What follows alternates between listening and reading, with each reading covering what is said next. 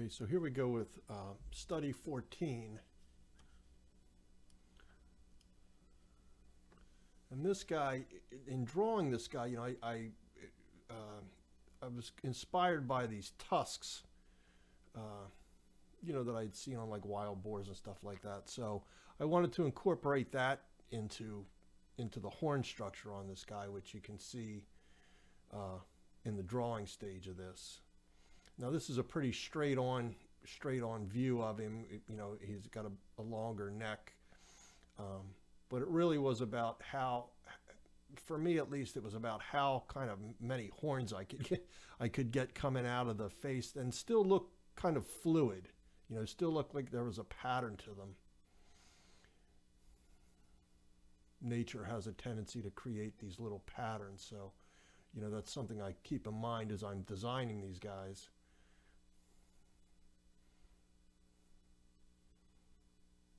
And of course, you know, I start out drawing very light.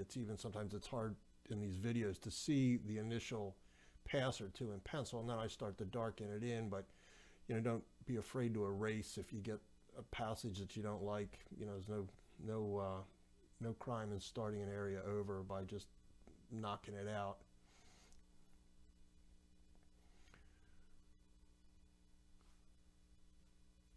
So already this guy, you know, that's the design of it now is relatively established. Now it's a matter of just trying to get some form indicator in graphite and things like that, things that I'll follow in paint once I get this transferred down to a board.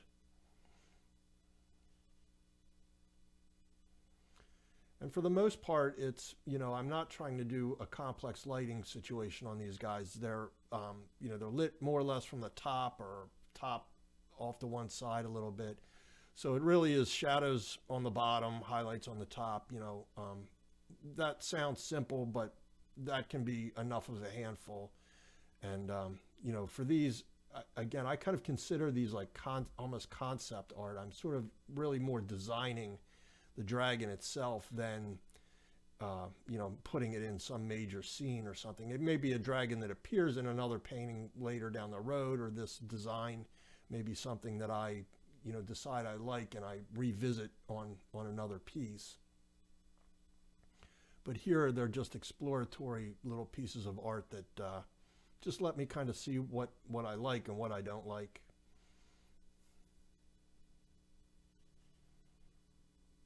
I start off usually with a 2H pencil too, by the way. You know, again, like my values in my paint, I use a 2H, an HB, and then a 2B pencil. And 2B is, you can get pretty dark. And I don't do a lot of real refined rendering in pencil. You know, I save that for the painting stage of things. So those 3 weights of graphite are usually more than enough for me to get where I need to go. You can of course use whatever you like, but those are the 3 that I choose to use, and it helps me define these things pretty well enough that I can move it to the next phase. And you can see here now, you know, I've been on it for a while, everything's defined, and I'm just kind of going back in and giving it some darker accents and pulling some things out. A lot of it tends to be more on the outline, but again, a lot of it's focused on the lower outline, on the underneath shadow. And as always, I'm flipping it upside down, flipping it on its side. I mean, I constantly am turning these things around to get the, you know, the pencil to be comfortable in the direction that it's moving.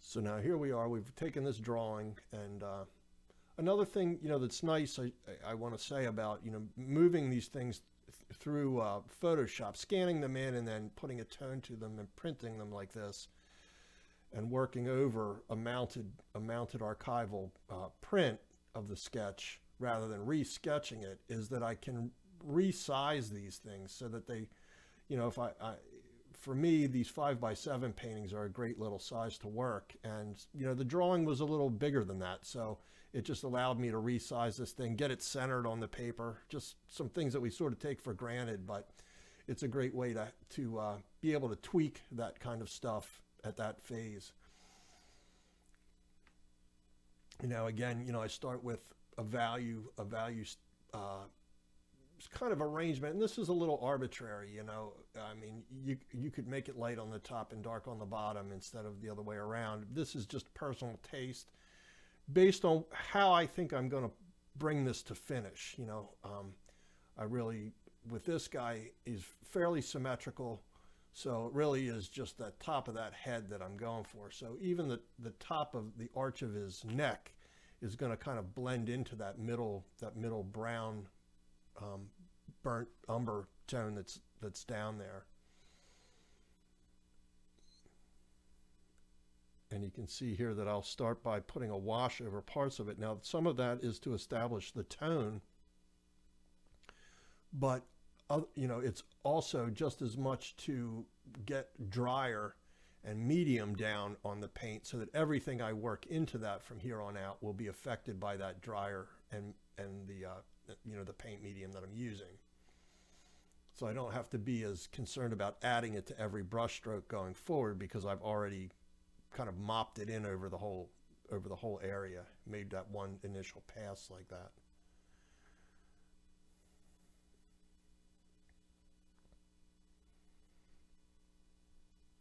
Now this guy does have a lot of horns on him, so, you know, one of the first things I did want to do is get some of these darks in there, even though I'll kind of work around them, and some of them will get knocked around a little bit and have to be reestablished. I just wanted to cover, you know, again, cover as much of the canvas as I can, as quickly as I can, to establish, you know, or reinforce what I've done in the drawing.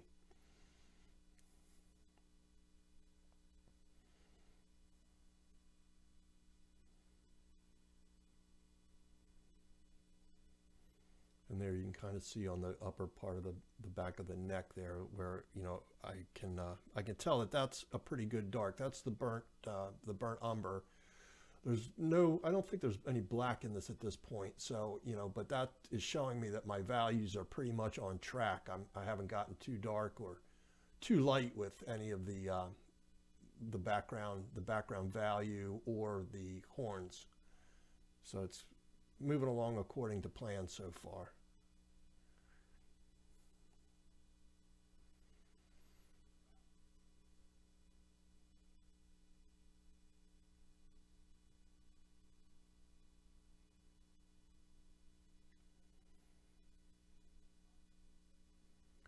Now again, this is, I think that's a filbert maybe. No, that's the round there. Now the filbert also, when they're new, they really do hold a nice sharp point also.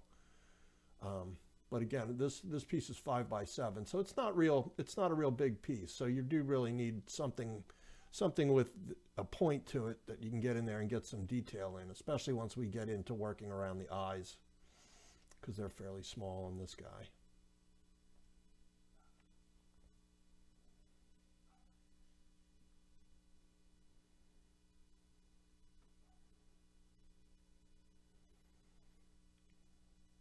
All right, so at this point, most of the horns are, at least there's some paint down on them, which is a start, because there is a mess of them in here. So now I want to get through and just kind of get some wet paint down on the rest of the piece, so that I've basically covered the entire underdrawing. And there's a little bit of form starting to come through. You can see on the top of the head, the highlights on the top of the tusk, and the main horns, and that's sort of what I want to reinforce moving forward with this, and then turn the sides of the head down a little bit with some details. But again, you can see I go in and kind of peck around with these tusks to get them to have some form to them, and I can clean up the drawing a little bit around them, the outside too, of course, because the background value is still wet. So you know, that makes it easy to get in there and take a little swipe at it or blend it if I need to.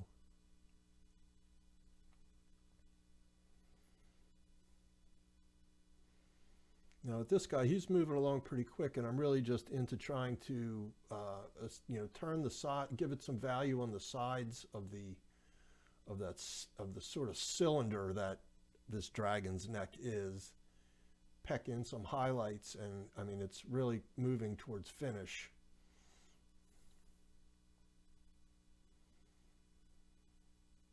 Little bits of scale texture. But at this point, you can kind of see what values are being used, and it's pretty well established, so it's just a matter of getting in there and making everything look consistent.